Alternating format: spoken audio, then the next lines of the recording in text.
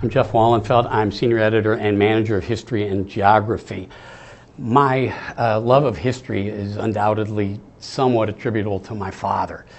When I was a kid, I have a very strong memory of being 8 or 9 years old, sitting on a bed, and my dad reading to me the American Heritage account of the attack on Pearl Harbor. My dad was always really interested in military history. I think at one point he wanted to go to West Point. He was a paratrooper in the Army.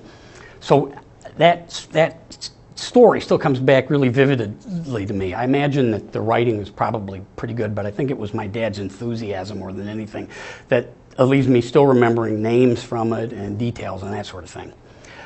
When I was in high school and the movie Tora, Tora, Tora came out, which is also about the Pearl Harbor attack, I went with my dad. Now, you know, in high school, not particularly cool going to see movies with your parents, but if I hadn't gone to this particular movie with my dad, I wouldn't have seen the drunk in the audience who decided that he would announce all of the players as they came onto the screen. He did it really officiously, so you know, it'd be, ladies and gentlemen, Mr. James Whitmore, Mr. Martin Balsam. So anyway, worth the price of admission just to see that. And as it happens, I'm still learning about history with my dad. My dad, my brother, and I get together once a year.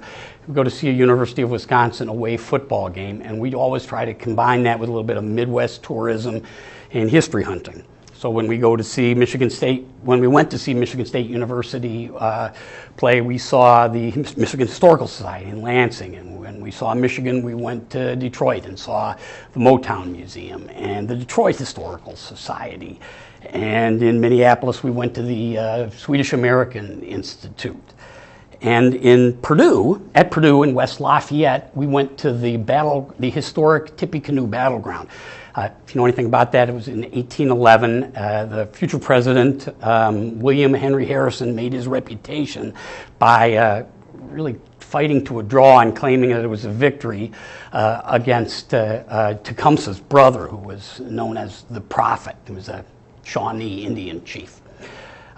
That's a straightforward history on that trip, but the interesting moment was about 7 miles later as our GPS was recalculating and we ended up sort of in the middle of fields. I hesitate to say in the middle of nowhere, but in some fields near Cairo, Indiana, and we were looking at a historical marker for Operation Skywatch.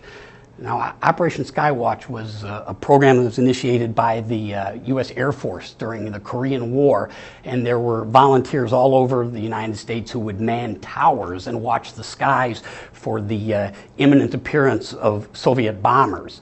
And so there was one of these towers in Cairo, Indiana, and you could see it there on the site. The remnants of it was still there. And they had something like 90 people that used to, in rotation, go out and be on that platform 24 hours a day watching for the Russians. And there's a, not only was there that marker and that tower left, but there was a statue of a boy and a woman and a man looking to the skies. And underneath that it had the caption or the inscription, "They also serve who stand and watch." So there's no such thing as the middle of nowhere, and history is everywhere. Thanks, Dad.